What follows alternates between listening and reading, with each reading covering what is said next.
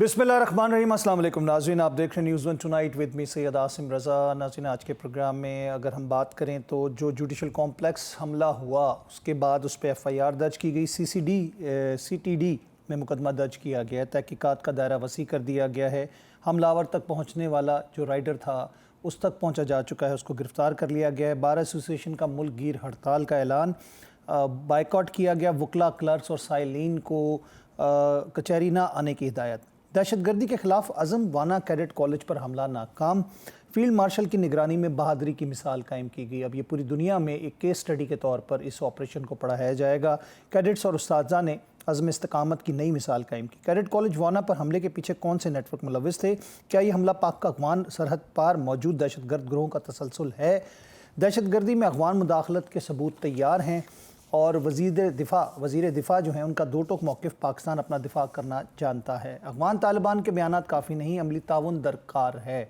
इसी हवाले से जो ऑपरेशन कमांड कर रहे थे, ऑपरेशन कमांडर जो थे कर्नल ताहिर, उनका एक शॉट है जो कि आपको हम दिखाना चाहेंगे। ये देखते हैं। 10 नवंबर को 5 अफ़गानी ख़वारिज ने कैडकाज वाना के ऊपर हमला किया। पहले उन्होंने ख़ुदकश धमाका किया और उसके बाद 4 ख़वारिज ने कैडकाज के अंदर एंट्री की। कैडकाज वाना जो पाक फ़ौज की तरफ से वज़ीरिस्तान के अवाम के लिए कीमती तालीमी असासा है। दहशतगर्दों ने पहले स्टूडेंट्स को यरगमाल बनाने की कोशिश की, लेकिन अल्हम्दुलिल्लाह फ़ोर्सेस की बरवक्त कार्रवाई से हमने उनके मज़मूम मकासद को खाक में मिला दिया। सबसे पहले हमने स्टूडेंट्स को महफूज बनाने की कोशिश की, जिसमें हमने दहशतगर्दों को पहले एक मखसूस ब्लॉक तक महदूद किया और उसके बाद हमने रात तकरीबन 10 से 10:30 बजे के करीब हमने उनके ख़िलाफ़ भरपूर ऑपरेशन किया और हमने उनको जहन्नम वासिल कर दिया। ये एक, जिसे कहते हैं ना, बहादरी और अज़्म इस्तक़लाल की एक आला मिसाल, जिस तरह हमारी फोर्सेस ने फील्ड मार्शल की निगरानी में इस ऑपरेशन को मंतकी अंजाम तक पहुंचाया, दहशतगर्दों को जहन्नम वासिल किया। वहीं पर अगर हम देखें दूसरी तरफ, पाकिस्तान में सियासी हलचल के अंदाज़ में 27वीं तरमीम जो है उसको असम्बली से, नेशनल असम्बली से भी पास कर लिया गया है। 233 अरकान जो थे उनके हक़ में उनका वोट आया और 4 अरकान का जो था डिक्लाइन वोट था, जिसमें जमीयत उलमा इस्लाम फ़े के लोग भी शामिल थे। लेकिन अब बात ये आती है कि इसके फ़वाइद और समरात जो हैं वो आवाम तक कैसे पहुँचेंगे। इन्हीं हवालों से आज के प्रोग्राम में गुफ्तगू की जाएगी। अफ़गानिस्तान के तनाज़ुर में भी बात की जाएगी और पाकिस्तान के साथ ट्रेड के हवाले से, दवाइयों अद्वियात के हवाले से, और जो पाकिस्तान को ख़ुद ही बंद कर देना चाहिए। अफ़गानिस्तान की तरफ से कहा गया कि उसको बंद किया जा रहा है, लेकिन क्या ये इंडिया के कहने पर मज़ीद कुछ अपनी आवाम के लिए मुश्किलात पैदा करने जा रहे हैं? क्योंकि पाकिस्तान तो इसका जवाब देगा। जो पाकिस्तान के अंदर दहशतगर्दी, वाना कैडेट कॉलेज की बात की जाए या इस्लामाबाद में दहशतगर्दी की बात की जाए, ताने बाने सारे जाके काबुल से जुड़ते हैं। इसके हवाले से पाकिस्तान क्या अमल दरामद करेगा, एक्शंस क्या लिए जाएंगे, क्या ऑपरेशंस होंगे और क्या ऑप्शंस हैं हमारे पास? इन्हीं हवालों से गुफ्तगू करने के लिए हमारे प्रोग्राम के पहले मेहमान जो हैं, और उनके साथ मैं गुफ्तगू का आगाज़ करूँगा। हुज़ैफ़ा रहमान, वज़ीर मुमलिकत बराए सकाफ़त व विरसा, हमारे साथ मौजूद हैं। हम गुफ्तगू का आगाज़ करते हैं। हुज़ैफ़ा साहब, खुश आमदीद कहते हैं आपको। हुज़ैफ़ा साहब, ये बताइएगा कि जुडिशल कॉम्प्लेक्स धमाका और उसके बाद वाना पर जो कैडेट कॉलेज पर हमला हुआ, उसके बाद इस वक्त तमाम जो इशारे हैं और तमाम ताने बाने हैं वो काबुल से जाकर जुड़ते हैं। हमारे पास क्या ऑप्शंस हैं और हम क्या लाए अमल इख्तियार कर सकते हैं, क्योंकि अब तो बराह रास्त आग इस्लामाबाद तक पहुँच चुकी है? जी, बहुत शुक्रिया जी। मैं आपके सामने कुछ हक़ाइक़ रखना चाहूँगा कि ताने बाने मैं समझता हूँ काबुल तक नहीं, ताने बाने बल्कि दिल्ली तक पहुँच जी चुके हैं। जी जी। और भारतीय खुफिया एजेंसी, बल्कि भारतीय दहशतगर्द एजेंसी रॉ की जो है वो सपोर्ट के बगैर, इन्वॉल्वमेंट के बगैर ये मुमकिन नहीं था। लेकिन ज़ाहिर है इन इक़दामात से हमारे हौसले पस्त नहीं होने, बल्कि मैं समझता हूँ कि ये जो बुज़दिलाना हमले किए गए हैं, दोनों सॉफ्ट टारगेट्स को निशाना बनाने की कोशिश की गई। लेकिन ज़ाहिर है ख़ुदकुश हमले को आप उसके नुकसान को कम कर सकते हैं, रोकना बहुत मुश्किल होता है। पूरी दुनिया में आज तक कोई टेक्नोलॉजी नहीं बन सकी कि ख़ुदकुश धमाके को आप बिल्कुल फूल प्रूफ कर सकें, उसको रोक सकें। जिसने ख़ुद को उड़ाना है अपनी जान की कॉस्ट पे, अगर कोई बंदा आया है तो वो नुकसान ज़ाहिर है पहुँचाएगा। ये ज़रूर हो सकता है कि आप बेहतरीन सिक्योरिटी कर नुकसान का जो वो टोटल वैक्यूम है उसको कम से कम कर सकें। तो उस हवाले से आपके ज़ाहिर है सिक्योरिटी बेहतर थी तो वो कचहरी के अंदर दाखिल नहीं हो सका।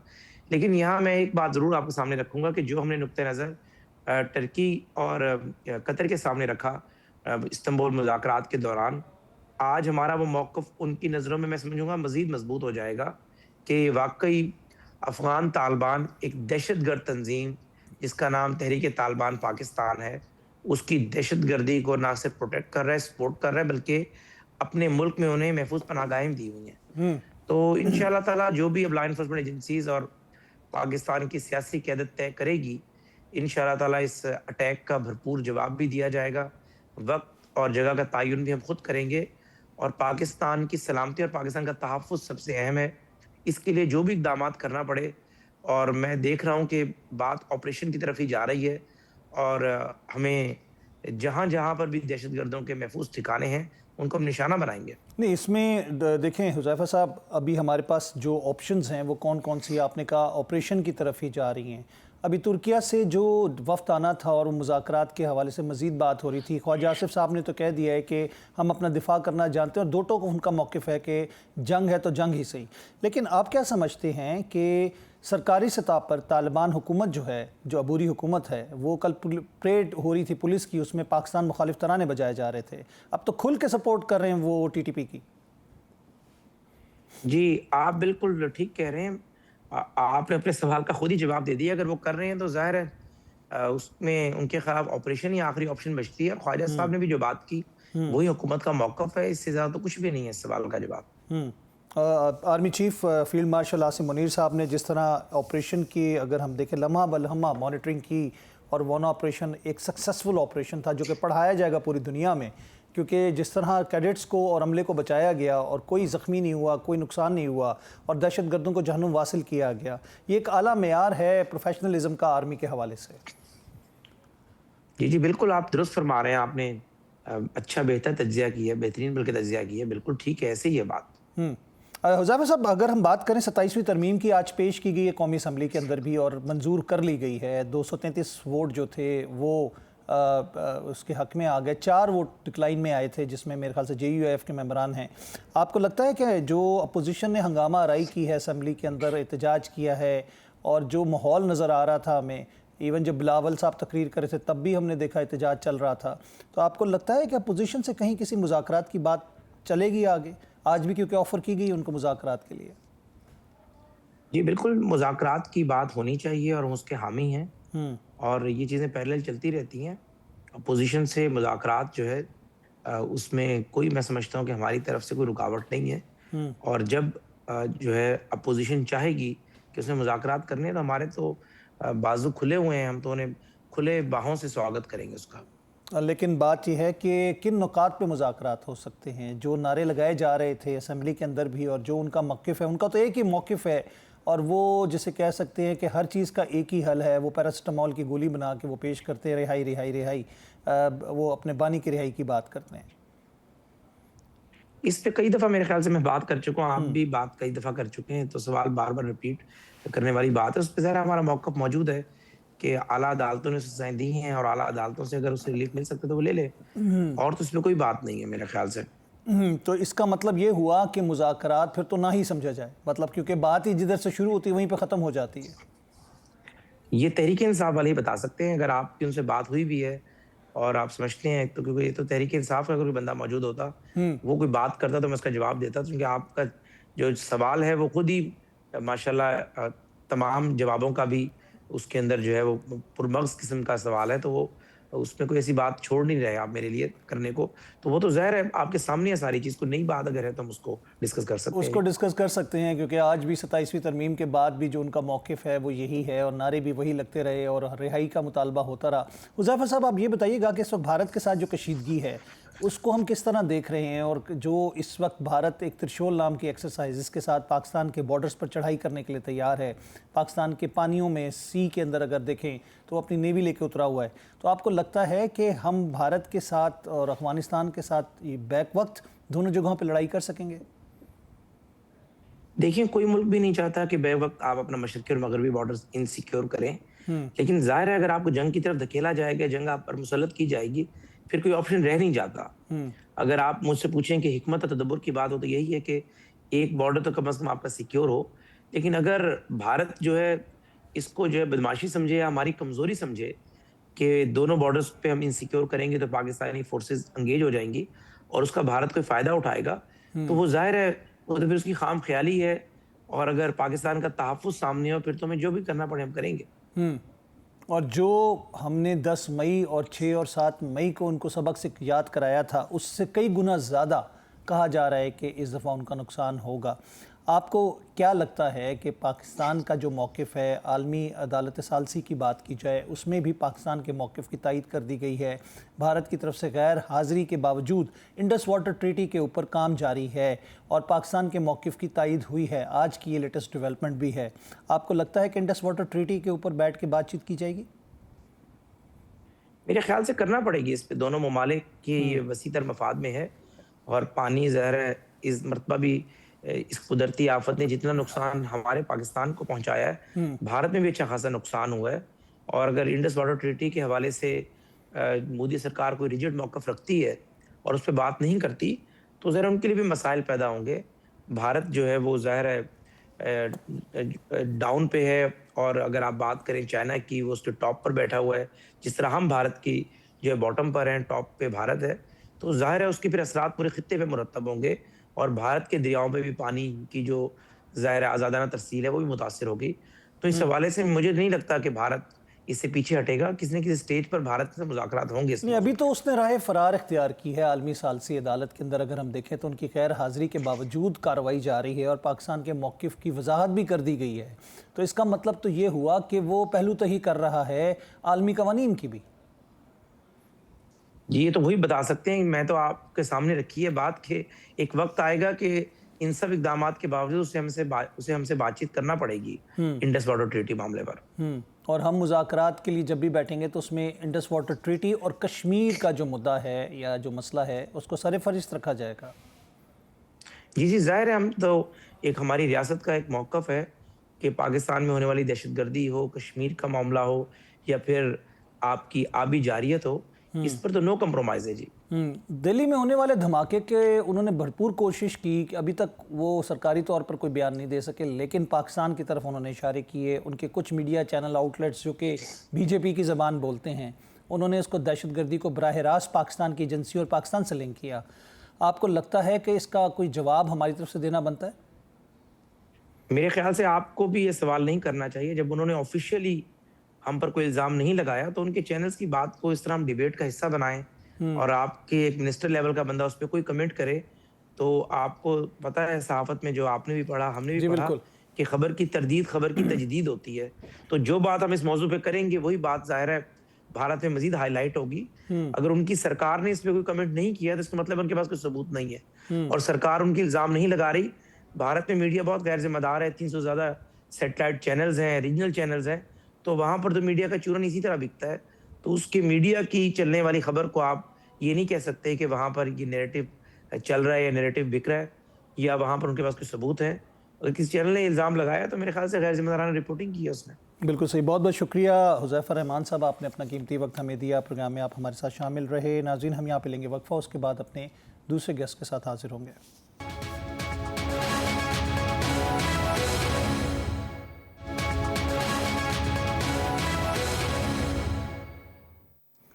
ویلکم بیک ناظرین، ایک دفعہ پھر خوش آمدید کہتے ہیں۔ اس وقت پروگرام کے اس حصے میں ہمارے ساتھ اس ویڈیو لنک پہ موجود ہیں ایئر کموڈور ریٹائرڈ خالد چشتی صاحب، دفاعی تجزیہ کار ہیں۔ خوش آمدید کہیں گے خالد صاحب آپ کو۔ جی تھینک یو، بہت شکریہ انوائٹ کرنے کا۔ خالد صاحب، دو واقعات افسوسناک، ایک تو وانا کیڈٹ کالج کا حملہ جو کہ انتہائی کامیابی سے پاکستانی فورسز نے اس کو نیوٹرلائز کیا، بلکہ جہنم واصل کیا دہشت گردوں کو، اور اسلام آباد والا کچہری کا جو واقعہ ہے، ثبوت سارے موجود ہیں، پتہ ہے کہ پیچھے افغانستان اور دلی ملوث ہے۔ ہمارے پاس کیا آپشنز ہیں؟ آپ کو لگتا ہے کہ اب تو کیونکہ ٹریڈ روٹس بھی بند ہو رہے ہیں اور اس کے بعد تو آپشن یہی ہے، کیونکہ وہاں پر پولیس پریڈ میں آفیشیلی پاکستان مخالف ترانے چلائے جا رہے ہیں، تو اس کا مطلب تو یہ ہوا کہ طالبان کی سپورٹ جو ہے، یعنی ٹی ٹی پی کی سپورٹ جو ہے طالبان حکومت خود کر رہی ہے۔ جی بہت شکریہ، آپ نے انوائٹ کیا۔ یہ دیکھیے، یہ کوئی سرپرائز اس لیے نہیں ہونا چاہیے کہ نہ ہندوستان کے پاس کوئی اور آپشن تھی اور نہ افغانستان کے پاس کوئی اور آپشن ہے سوائے ٹیررزم کے، بیکاز فرنٹ پر آ کے وہ مقابلہ نہیں کر پاتے، اور ان کے پاس یہی آپشن نظر آتی ہے کہ وہ پاکستان کو ڈی اسٹیبلائز کرنے کی کوشش کریں، ایک طرف سے نہیں، دو طرف سے. دیٹ مین ایسٹرن سائڈ سے آپ نے دیکھا نہ صرف انہوں نے مئی میں کیا، بٹ ابھی بھی ترشول جاری ہے جو ہمارے ساؤتھ ایسٹ میں، اور پھر نارتھ ویسٹ سے انہوں نے سوچا کہ طالبان کے تھرو ڈی اسٹیبلائزیشن اور اندرونی طور پر آبویسلی ہمارے اندر. دیکھیے اتنا کہنا آسان، بہت مشکل ہے کہنا، آسان ہوتا ہے ٹیررزم کو کنٹرول کرنا، بیکاز ٹیررزم کی اور دہشت گردی کی ڈائمنشن نہیں ہوتی، رولز آف دا گیم نہیں ہوتے، ٹائمنگز ان کی اپنی مرضی کی ہوتی ہے، دہشت گردوں کی لوکیشن ان کی مرضی کی ہوتی ہے، چوائس آف ویپنز ان کی مرضی کا ہوتا ہے. تو یہ سارا دیکھنے کے بعد ہمیں یہ کنکلوڈ کرنے میں مشکل پیش نہیں آتی کہ یہ کنونشنل یا کائنیٹک جنگ کی نسبت کہیں زیادہ چیلنجنگ ہوتی ہے. اس کے پیرامیٹرز بھی ڈیفائنڈ نہیں ہوتے، اس کے وار آبجیکٹیوز بھی ان کے دشمن کے پوائنٹ آف سے کلیئر نہیں ہوتے. صحیح. یہ تو اللہ کی بہت کرم رہا ہے کہ یہ وانا کیڈٹ کالج کے بچوں کو خاص طور پر سیو کر لیا گیا ہے، ٹریبیوٹ ٹو فورسز جنہوں نے یہ کیا. لیکن یہ آپ دیکھیے کہ یہ بنائے کس لیے جاتے ہیں کیڈٹ کالج، مستونگ میں یا وانا میں یا اور جگہوں پر، وہ اس لیے بنائے جاتے ہیں کہ ٹریڈیشنلی یہ طالبان کی اور ان دہشت گردوں کی نرسری ہوا کرتی تھی. کیونکہ ایک اس میں کوئی شک نہیں ہے کہ بلوچستان اور کے پی کے بہت زیادہ علاقے اتنے ڈیولپ نہیں ہیں جتنے ملک کے دوسرے حصے ڈیولپڈ ہیں. تو یہ طالبان کو اور دہشت گردوں کو یہاں سے بچوں کو انگیج کرنا، نئی نسل کو یہ کہہ کر بہت آسان ہو جاتا تھا کہ اس ملک نے آپ کو کچھ دیا نہیں ہے، یہاں جاب اپرچونٹیز نہیں ہیں، یا ایجوکیشن نہیں ہے، یا گورننس میں آپ کا رول نہیں ہے. تو وہ ان کو ڈپرائیوڈ ایک نئی نسل کو ایکسپلوئٹ کرنا آسان ہوتا تھا. تو یہ کیڈٹ کالج کھولے اس لیے گئے تھے کہ ان بچوں کو انگیج کیا جائے، مین سٹریم میں لایا جائے، یہ بچے بھی سوچیں کہ ہم بڑے ہو کے گورنمنٹ میں رول پلے کریں گے، ملٹری میں جا سکتے ہیں، مختلف جگہوں پر سرو کر سکتے ہیں. تو یہ ان میں خوف پیدا کرنا ہے اور ان کے والدین کے اندر خوف پیدا کرنا مقصد تھا. تو ظاہر ہے جس کا میں نے عرض کیا کہ وہ ہم نے دعویٰ تو کر لیا، لیکن ان کی ڈیفینیشن یا ان کے پیرامیٹرز یا رولز آف دا گیم یا ایس او پیز نہیں ہوتے. یہ کہیں زیادہ چیلنجنگ ہوتی ہے. پاکستان کا بارڈر کوئی 3,500 کلومیٹر ہندوستان کے ساتھ ہے، 2640 کلومیٹر قریب افغانستان کے ساتھ ہے، 25 کروڑ لوگ رہتے ہیں. ہر انچ کا دفاع دنیا کی مضبوط سے مضبوط جو ملٹری ہوتی ہے وہ بھی اتنے بڑے ایریا کو نہیں کر سکتی. مثال کے طور پر 9/11 ہوا تو آپ نے کہ امریکہ جیسے سپر پاور اندر سے ہی ہائی جیک ہوئے جہاز اور ٹوئن ٹاور سے ٹکرا دیے گئے. میں جسٹیفائی نہیں کر رہا، میں صرف ایک کہہ رہا ہوں کہ نان کائنیٹک جو اس طرح کی ٹیررزم ہوتی ہے جو فرنٹ پر نہیں آتی، وہ کہیں زیادہ چیلنجنگ ہوتی ہے. تو ہمیں بہت سوچ سمجھ کر ظاہر ہے ان کو ایلیمنیٹ بھی کرنا ہے. لیکن لاسٹ پوائنٹ یہ ہے کہ ہم نے دنیا کو باور پہلے بھی کروایا ہے کہ ہم پیسفل ملک ہیں، نیوکلیر پاور ہونے کے باوجود، ہماری ملٹری کیپیبلٹی کے باوجود ہم نے بہت زیادہ احتیاط کا مظاہرہ کیا ہے. اب دیکھیے ترکی اور قطر نے بھی ہماری بات کو سپورٹ کیا. تو میرا خیال ہے ہمیں ڈپلومیٹک لیول پر ایڈ کرنا چاہیے، اینڈ آبویسلی ایک پروہیبٹیو کاسٹ ان پر امپوز کرنا بھی ایک آبلیگیشن بنتی جا رہی ہے. پریمپٹیو میئرز جو ہوتے ہیں خالد صاحب، ہمارے پاس جو آپشنز ہیں وہ کیا ہیں؟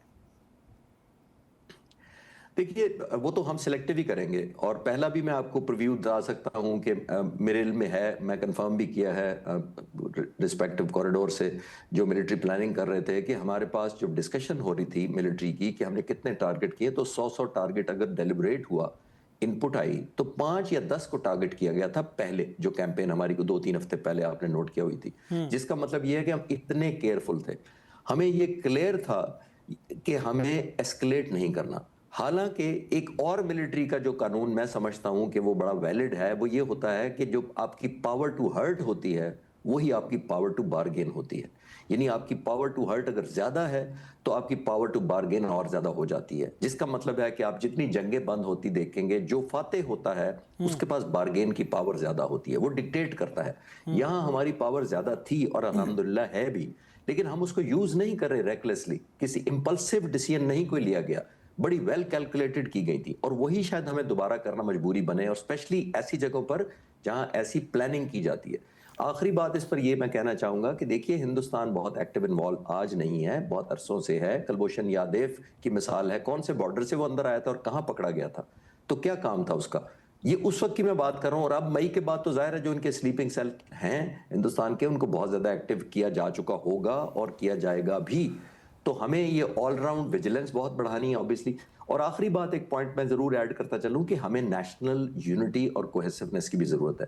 ملک اگر خود ڈیوائیڈڈ ہوگا، لوگ مسٹرسٹ کریں گے ایک دوسرے پر، تو ایسی جنگیں نہیں لڑی جا سکتی. خالد صاحب، کیا یہ ٹائم بائنگ ٹیکٹس تھی جو کہ سیز فائر کے لیے اور مذاکرات کا سلسلہ شروع ہوا تھا؟ کیونکہ اس کے بعد ہم نے دیکھا یہ ری انفورسمنٹ کر کے تشکیلیں بھی بھیجتے رہے مذاکرات کے دوران، اور اب جو دہشت گردوں کی رپورٹس ہیں کہ جی وہ پاکستان میں بھیجے گئے ہیں، دہشت گردی کے لیے، جس کا شاخسانہ کل کا اسلام آباد کا دھماکہ تھا اور وانا اٹیک تھا، تو آپ کو لگتا نہیں ہے کہ انہوں نے جو سارا ڈرامہ کھیلا تھا سیز فائر کا اور سارا کچھ تھا وہ ٹائم بائنگ کی تھی اور ڈسپلیس کیا تھا مختلف شہری علاقوں میں ٹیررسٹ کو، تاکہ لوگوں کے ساتھ ان کو مکس کیا جائے، تاکہ ان کو ہیومن شیلڈ کور دیا جائے؟ جی میں آپ سے اتفاق اس لیے کرتا ہوں کہ یہ ان کی ایک اسٹریٹجی کہہ لیں یا ایک آپشن ٹو بارگین، یا انہوں نے ایک ٹول کے طور پر یوز کیا تھا ٹو بارگین اینڈ نیگوشیٹ، خاص طور پر ہندوستان کے ساتھ، کیونکہ انڈیا بہت سپورٹ کر رہا تھا اس دفعہ، تو ان کو بھی اپنی اسٹریٹجک پوزیشن پتہ تھی کہ انڈیا کو بڑی امبیرسمنٹ ہوئی ہے، اس دفعہ ہمیں بارگین میں بہت بہتر پیکیج مل سکتا ہے ہندوستان سے، کیونکہ انڈیا چاہے گا کہ ویسٹرن سائڈ پر انویسٹ کر کے خود امبیرسمنٹ سے بچے۔ تو یہ ٹائم بائی کرنا definitely one of the option تھی۔ آپ نے نوٹ کیا ہوگا کہ 3-4 دفعہ مذاکرات ہونے کے باوجود نتیجہ نہیں نکلا، اور جب پہلی دفعہ مذاکرات ناکام ہوئے تھے یا ڈیلے ہوئے تھے اور کہا گیا تھا کہ قطر میں ہوں گے، پہلے سیز فائر ہوا، پھر قطر میں ہوں گے، پھر استنبول میں ہوں گے، پھر دوبارہ استنبول میں ہوں گے، تو میں اس وقت سے اپریہنسو تھا اور آج بھی ہوں۔ کیوں؟ کیونکہ دیکھیے جس کے پاس، میں نے تھوڑی دیر پہلے عرض کیا نا کہ جس کے پاس پاور ٹو ہرٹ ہوتی ہے وہ رکتا نہیں ہے، وہ پاز نہیں دیتا، کیونکہ اس کے پاس پوزیشن آف اسٹرینتھ ہوتی ہے، اس کے پاس طاقت ہوتی ہے، اللہ تعالیٰ کی فضل سے ہمارے پاس طاقت ہے۔ ہم رکنا جو ہے وہ اس اسٹریٹجی کے خلاف ہوتا ہے، کیونکہ آپ نے ٹیررسٹ کو ایلیمنیٹ کرنا ایک گو میں ہوتا ہے، منیمائز کرنا ہوتا ہے ان کا، انفیکٹ آپ کے ٹریننگ کیمپس، ان کے ہائیڈ آؤٹس، ان کے کمپاؤنڈ، سب کو ٹارگٹ سلیکٹیولی ظاہر کیا جاتا ہے، لیکن کیا جاتا ہے کیوں؟ کیونکہ جب آپ ان کو ٹائم دے دیتے ہیں تو وہ ری لوکیٹ کر لیتے ہیں، وہ اسٹریٹجی وہ ری گروپ کر لیتے ہیں، وہ کنسیلمنٹ کر لیتے ہیں، اپنے ویپن چھپا دیتے ہیں یا وڈرا کر لیتے ہیں، اپنے ویپنز کو ٹیمپرری کسی اور جگہ میں منتقل کر دیتے ہیں۔ تو اس طرح کی بریدنگ سپیس دینے سے نقصان ہوتا ہے، لیکن اس کے باوجود ہم نے گریس دکھائی، جو کہ انفارچونیٹلی اس طرح نہیں اپریشیٹ کی گئی، لیکن آئی ہوپ کہ ہم چائنا کو اور سعودی عرب کو خاص طور پہ فردر ایڈ کریں، ایک ڈپلومیٹک پریشر ضرور بڑھائیں، تاکہ شاید انشاءاللہ تعالیٰ وہ ضرور کارگر ہوگی، کیونکہ چائنا نے آلریڈی ان کو بہت بڑا انسینٹو دیا ہوا ہے۔ انڈیا کے مقابلے میں ہم انسینٹو نہیں دے سکتے فائنینشیل، چائنا دے سکتا ہے۔ انہوں نے آلریڈی ان کو کہا ہے کہ ہم ٹرین لنک آپ کو دیتے ہیں، انہوں نے آلریڈی کہا ہے کہ ہم آپ کو سی پیک میں شامل کرتے ہیں۔ تو اس طرح کے انسینٹو اگر چائنا دے تو ایک پاسبلٹی ہے کہ وہ بہتر بارگیننگ چپ کے طور پر استعمال کر کے ادھر سے ہمیں ریلیف مل جائے۔ خالد صاحب، اسلحے میں جو خاص طور پہ بلیک مارکیٹ جو افغانستان میں موجود ہے، جو لیفٹ اوورز تھا جو کہ 48 کنٹریز اور امریکہ چھوڑ کے گیا، آپ کو لگتا نہیں ہے کہ پاکستان تو کئی مرتبہ کہہ چکا ہے، کتنا بڑا تھریٹ ہے یہ پاکستان کی سالمیت کے لیے؟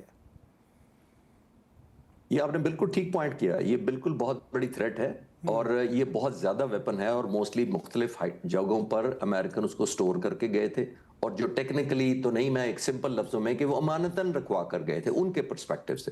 بگرام بیس کیوں مانگ رہے ہیں امریکن پریزیڈنٹ؟ بگرام بیس اس لیے مانگ رہے ہیں، آلدو وہ بیس 50s اور 60 میں ڈیولپ کیا گیا، پھر اس کے بعد افغانستان کے اوپر سوویت یونین کا قبضہ ہو گیا، وہ اس کی اسٹریٹجک لوکیشن اتنی امپورٹنٹ تھی کہ انہوں نے اور ایکسپینڈ کیا اس کو، پھر امریکنز آگے، انہوں نے بھی سمجھا یہ اسٹریٹجیکلی اوور لک کرتا ہے سینٹرل ایشینز کو، نارتھ کی طرف، چائنا کی طرف، پاکستان، ایران، ایون اوورسی کرتا ہے انڈیا کی طرف۔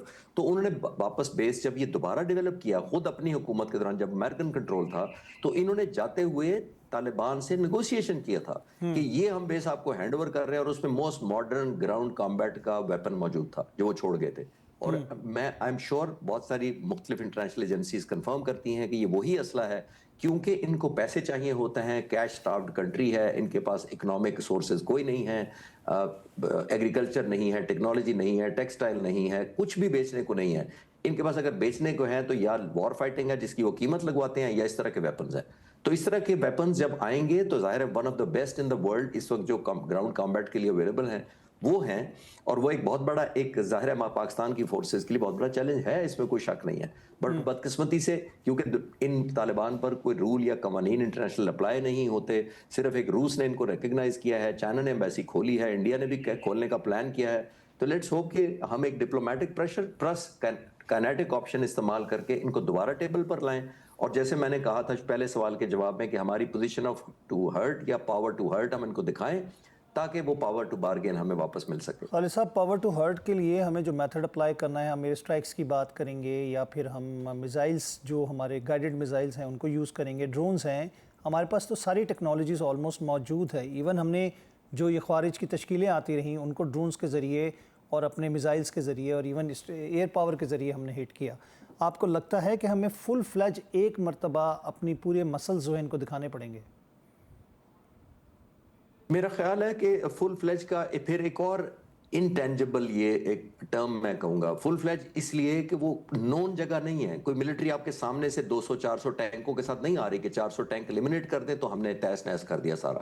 یہ ہائیڈنگ میں ہے, یہ گوریلا وارفیئر ہوتی ہے. اس کا میئر کرنا اور اس کو ایسٹیمیٹ کرنا اور ریکنفرم کر کے ویریفائی کرنا کہ ایلیمنیٹ ہو گیا, یہ ویسے ہی بڑا مشکل ہے. اور خاص طور پر جیسے آپ پہلے ہی جانتے ہوں گے کہ بہت زیادہ گروپس ہیں, کوئی 19 سے 22 گروپس وہاں پہ لڑ رہے ہیں. تو میئر کرنا کہ یہ کون سے گروپ کو کس حد تک ہم نے ڈینٹ ڈالا یا ایلیمنیٹ کر دیا, یہ ایک بہت بڑا چیلنج ہے. تو اس کو میئریبل کرنا بڑا چیلنج ہے. جیسے میں نے کہا یہ 2 پرونگ ہی ہمیں کنٹینیو کرنا پڑے گا. ایک ہم پروہیبٹیو کاسٹ امپوز کرتے رہے ان کے اوپر, اور دوسرا ایک ڈپلومیٹک آؤٹ لیٹ رکھیں ضرور جس کے اندر ہم ان ملکوں کو ڈپلومیٹکلی ڈال کر پھر نیگوسیشن ٹیبل پر لائیں. کیونکہ یہ کلیم کر لینا کہ آج ہم نے 100% ناک آؤٹ کر دیا, یہ میرا نہیں خیال ہم کر سکیں گے. لینڈ لاک کنٹری ہے, لینڈ لاک کنٹری ہے, خود ہی وہ ٹریڈ بند کر رہے ہیں, خود ہی وہ دوائیوں کے حوالے سے جو ٹریڈ ہے وہ بھی ختم کر رہے ہیں, اعلانات ہو رہے ہیں. تو آپ کو لگتا نہیں ہے کہ اگر پاکستان صرف ٹریڈ روٹ ہی ان کا بند رکھے, جیسے 48 کنٹریز اور امریکہ نے سوری کیا تھا جب سلالہ چیک پوسٹ کا واقعہ ہوا تھا, تو افغانستان کے لیے یہ بھی بہت بڑا سبق ہوگا, کیونکہ وہ بھوکے مر جائیں گے, کیونکہ چابہار تو ڈس فنکشنل ہے, اس پہ تو پابندیاں لگ چکی ہیں. نہیں, لیٹسٹ تھوڑی سچویشن اور ہوئی ہے. نارتھ میں کچھ جو سینٹرل ایشین کے جو ملک ہیں وہ کچھ سمپتھیٹک ہیں ان کی طرف, ایک بات یہ ذہن میں رکھیے گا. دوسرے ہمارے کچھ مڈل ایسٹ کے دوست ہیں وہ بھی سمپتھیٹک ہیں سیگمنٹس کی طرف. تیسرا, چابہار کو دوبارہ 6 مہینے کی امریکہ نے ایکسٹینشن دے دی ہے, یہ لیٹسٹ ہے, جس کا مطلب ہے وہ کام کر سکتے ہیں. جس کا مطلب یہ ہے کہ انڈیا چاہے گا کہ طالبان کو ایشور کرے کہ آپ فکر نہ کریں, پاکستان کو کنفرنٹ کریں, ہم 6 مہینے میں چابہار کر کے ایران کے تھرو آپ کو کنیکٹ کر دیں گے. تو یہ ایک بہت بڑا انسینٹیو آلریڈی دے رہا ہے. اور ہماری ڈیپینڈنسی آلموسٹ 60 to 70% ان کا ٹریڈ جو ہے وہ ہمارے رستوں سے ہے, باقی دوسرے رستے بھی ہیں, آلدو ان اکنامیکل ہے ان کے لیے, اس میں کوئی شک نہیں ہے. لیکن ہیونگ سیڈ دیٹ, ہم نے افغانستان کے لوگوں کو یہ ضرور پیغام دینا چاہیے کہ اگر بھوک وہاں پھیلے گی اور پیاس وہاں پھیلے گی, ان کے ریسورسز نہیں ہوں گے, تو ہم یہ ان کے خلاف نہیں کر رہے, یہ ان کی رجیم کی پالیسیز ایسی ہیں کہ ہمیں کمپلشن کرنی پڑ رہی ہے, اگینسٹ ہماری ول کے کر رہے ہیں, نہ چاہتے ہوئے ہمیں وہ کرنا پڑ رہا ہے جو ہم نہیں چاہیں گے کریں. یعنی کہ ہم ڈیفرینشیٹ کریں تاکہ لوگوں میں اپرائزنگ ہو, ایک ایلیمنٹ آف فرسٹریشن اگر لوگوں میں آئے تو پاکستان کی حکومت, ہماری مسلح افواج اور ہماری لا انفورسمنٹ ایجنسیز کے خلاف نہ ہو. ہم ان کی اپرائزنگ یا فرسٹریشن ہونی چاہیے ان کی اپنی حکومت کے خلاف کہ اس کی پالیسیز ایسی ہیں. اور لاسٹ پوائنٹ ایک اور میں ویریفائی کرنے کے لیے آپ کو بتا سکتا ہوں کہ افغانستان کی حکومت نے ابھی بہت کوشش کی تھی کہ اپرائزنگ ہو پاکستان کے اٹیکس کے خلاف, لیکن لوگ نہیں کھڑے ہوئے کیونکہ ان کو وہ 40-45 سالہ جو میزبانی ہے اور ہم نے جو جگہ دی تھی وہ نہیں بھولی. اور آئی ایم شیور ہمیں اس کو ملٹی ڈائمینشنل کرنا پڑے گا. ایک dimensional kinetic alone military solution میرا نہیں خیال وہ پاسبل ہے اور اتنا ورکیبل ہوگا. تھینک یو ویری مچ خالد چشتی صاحب, آپ نے اپنا قیمتی وقت ہمیں دیا, اپنی رائے کا اظہار کیا. پروگرام میں ہم لیں گے وقفہ, اس کے بعد اپنے اگلے مہمان کے ساتھ دوبارہ حاضر ہوتے ہیں.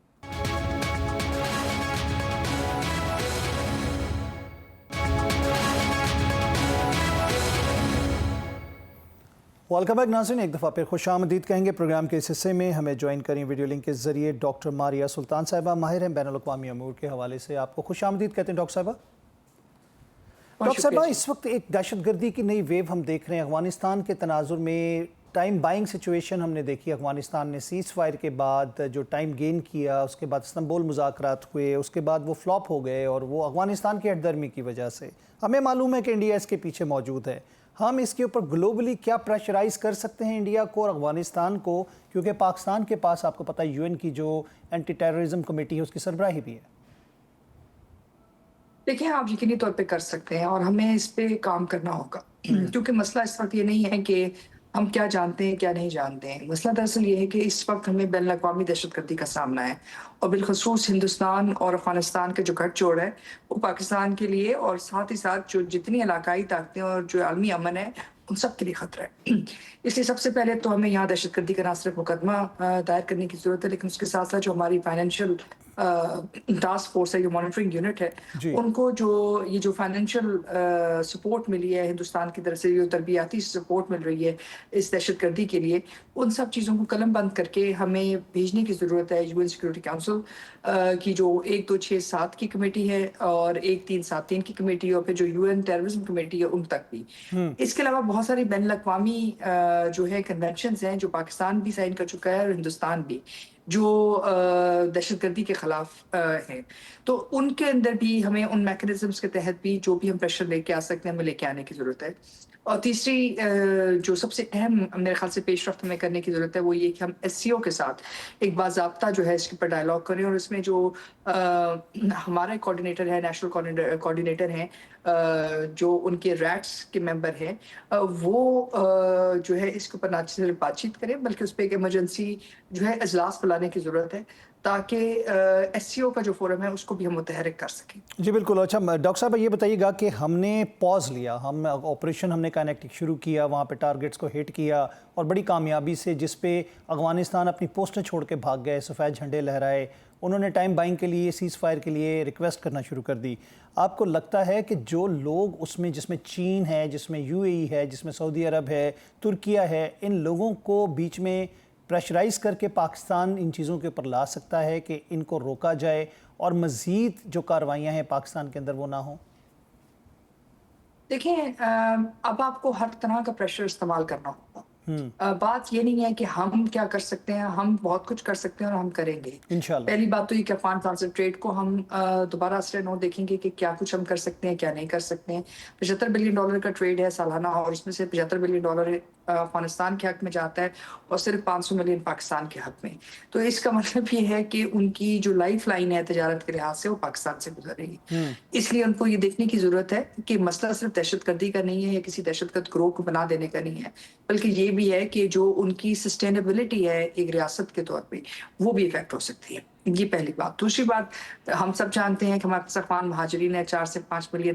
اب جب ان کی واپسی ہوگی تو افغان حکومت کو ان کے بارے میں بھی سوچنے کی ضرورت ہے. تیسری بات یہ کہ افغان عوام بھی نہیں چاہتے کہ افغانستان ایک نئی دہشت گردی کی جنگ کرے. دیکھیں افغانستان کے اندر جنگ کرنا ایک علیحدہ بات تھی، لیکن جب آپ ایک جنگ کر رہے ہیں جہاں آپ کا نہ ملک ہے، نہ آپ کسی آکوپیشن فورس کے خلاف کام کر رہے ہیں، بلکہ آپ دہشت گردی کا راستہ استعمال کرتے ہوئے کسی اور ملک کے اوپر زوراور طریقے سے اس کے اوپر زوراور ہونا چاہتے ہیں، تو کیا اس کا نتیجہ نکلے؟ جی بالکل. اچھا پاکستان اس کا جواب دے گا. تو اب جب آپ جواب دیں گے تو اس میں آپ کے پاس ممالک آ جا سکتے ہیں جیسے ترکیہ، جیسے قطر، جو ایک طرح سے لائف لائن تھے طالبان رجیم کے لیے، ویسٹ سے بات کرنے کے لیے، امریکہ سے بات کرنے کے لیے، باقیوں کے ساتھ. پاکستان نے تقریباً 160 سے زائد جو راؤنڈز ہوئے دوحہ میں، اس میں طالبان کی جو ڈفرینٹ فیکشنز ہیں ان کو سپورٹ کیا کہ وہ بات چیت کریں. لیکن وہ بات چیت کس سے کر رہے تھے؟ امریکہ سے کر رہے تھے. آپ نے وہ سپورٹ کیا. وہ سپورٹ کا حل کیا نکلا؟ حل یہ نکلا کہ آپ ایک ایسی رجیم کو ڈیل کر رہے ہیں جو نہ اپنے بینیفیکٹرز کو، نہ ان لوگوں کو جن کے ساتھ جنہوں نے مطلب ان کا اتنا خیال رکھا، جن نے کوشش کی کہ افغانستان پر امن ہو جائے، کہ کوئی خون ریزی نہ ہو. اور دیکھیں طالبان جس طرح بھی آئے 2021 میں، خون ریزی نہیں ہوئی افغانستان میں اس طرح کی جیسے کہ پہلے ہوئی تھی. یہ تمام چیزیں ایک پرامن افغانستان کی طرف جا رہی تھی. لیکن اگر آپ افغانستان کو ایک ان لیگل اسٹیٹ میں کنورٹ کریں گے اور ایک ایسی ریاست میں تبدیل کریں گے جو غیر علاقائی طاقتوں کے لیے ایک اسپیس پرووائڈ کرے گی کہ وہ دہشت گردی کو استعمال کرے بطور ایک حل، تو کیا ہوگا؟ اس کا نقصان یہی ہوگا کہ آپ کے پاس جو ہے آپ کی اپنی سسٹینیبلٹی بطور ایک رجیم ایک مشکل میں پڑ جائے گی. آپ کے لیے اپنی ریاست کو چلانا ایک بہت بڑا مشکل فیصلہ بن جائے گا. تو اس وقت اس رجیم کو سوچنے کی ضرورت ہے کہ پاکستان ان کا ہمسایہ ملک ہے، پاکستان کے ساتھ وہ 2600 کلومیٹر رکھتے ہیں، اور اگر وہ یہ کام کرتے رہیں گے تو اس کی جو کاسٹ ہے اس دہشت گردی کی، وہ ان کی سوچ اور سمجھ سے زیادہ ہوگی. جی اچھا ڈاکٹر صاحب، ہم اگر دیکھیں جو سب سے زیادہ جسے کہتے ہیں نا کہ بون آف کنٹینشن، یہ امریکہ کی جانب سے وہ لیفٹ اوور اسلحہ ہے جو کہ پاکستان کے خلاف استعمال ہو رہا ہے.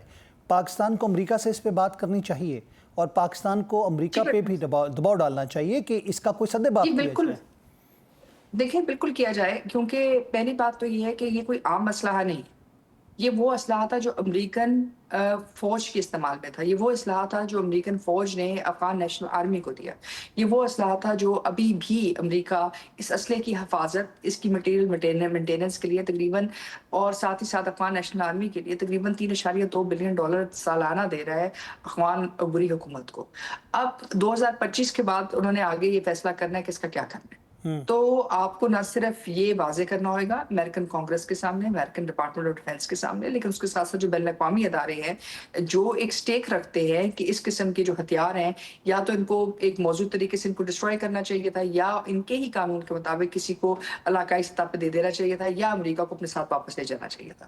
آپ یہ نہیں کر سکتے کہ اسلحہ جو ایک ملٹری گریڈ اسلحہ ہے اس کو اس طرح پیچھے چھوڑ کے چلے جائیں، اور اگر آپ چھوڑ کے چلے جاتے ہیں جس کی اس وقت مالیت تقریباً $7.2 بلین ہے، اور وہ اس وقت تقریباً 1% مطلب 10% پرائس کے اوپر بک رہا ہے، تو اس کا مطلب کیا ہے کہ آپ اس خطے کے اندر جو ہے ان کوانٹیفائڈ مطلب ان لمیٹڈ دہشت گرد چھوڑ کے جائیں گے، کیونکہ ظاہر ہے جب ایک ریاست سسٹین نہیں کر سکتی ہے اور ان کے پاس مختلف گروہ ہیں اور طاقت اور دہشت گردی واحد ذریعہ ہے ان کے لیے طاقت کو سسٹین کرنے کا، تو کیا ہوگا؟ یہی ہوگا جو آپ دیکھ رہے ہیں۔ اور اگر یہ چیز سلسلہ آگے چلتا ہے تو تقریباً ایک اندازے کے مطابق 33 سے زائد دہشت گرد گروہ اس وقت افغان عبوری حکومت کے زیر سایہ کام کر رہے ہیں۔ جی اب تو اور اگر یہی زیر سایہ فائنینشیل اور حکومتی سپورٹ حاصل ہے ان کو، کیونکہ اب تو کھل کے پاکستان کے خلاف بیانیہ بنایا جا رہا ہے طالبان رجیم کی جانب سے۔ دیکھیے اس میں تو کوئی دو رائے ہی نہیں ہے، لیکن مسئلہ یہ ہے کہ ان کو یہ بات سمجھنے کی ضرورت ہے کہ پاکستان کوئی انلیگل سٹیٹ نہیں ہے اور نہ ہی یہ کوئی نارکو سٹیٹ ہے۔ اگر نارکو سٹیٹ ہوتی ہے، انلیگل سٹیٹ ہوتی تو پھر ٹھیک ہے آپ یہ کام جاری رکھتے، لیکن ظاہر ہے اب آپ نے اپنی سرحد کو محفوظ کرنا ہے، آپ نے اپنے لوگوں کو محفوظ کرنا ہے، اور آپ دہشت گردی کی وجہ سے مروب نہیں ہونے والے۔ ہم نے 20 سال جنگ لڑی ہے، بلکہ 25 سال ہم نے دہشت گردی کے خلاف جنگ لڑی ہے۔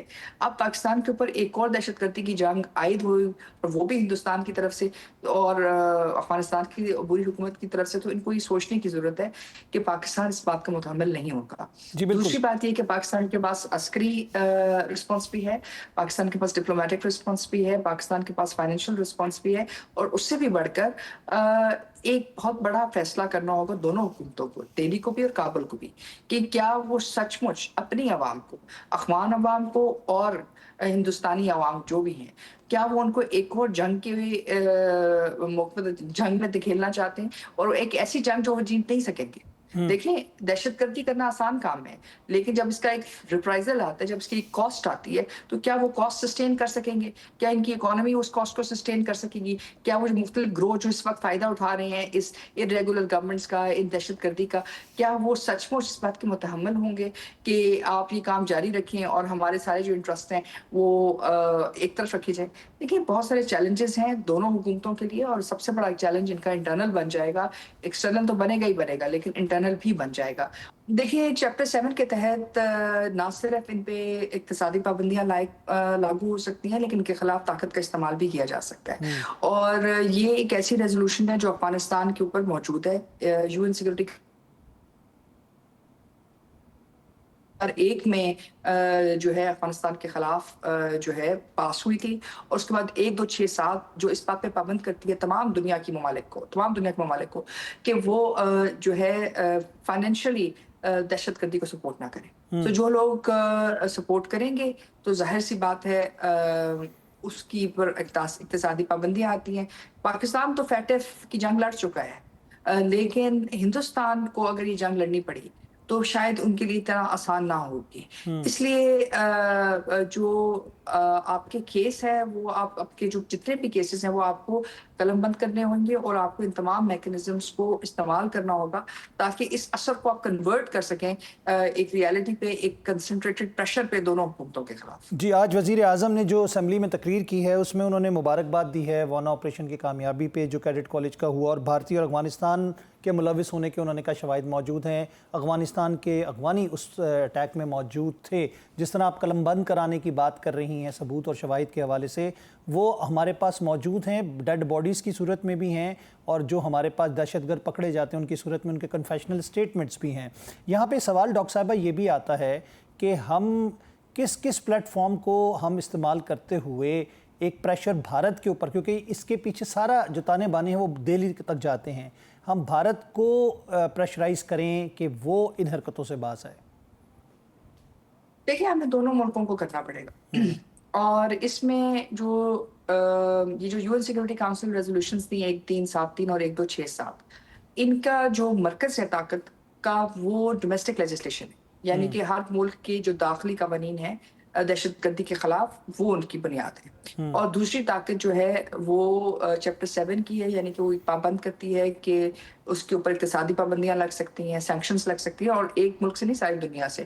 دوسرا یہ کہ اس کے ساتھ ساتھ اب طاقت کا استعمال بھی کر سکتے ہیں اس ملک کے خلاف اگر وہ علاقائی یا بین الاقوامی دہشت گردی میں ملوث ہوتا ہے. سو جب آپ یہ کیس پریپیئر کریں تو آپ کے لیے بہت ضروری ہے کہ آپ ان تمام چیزوں کو قلم بند کریں.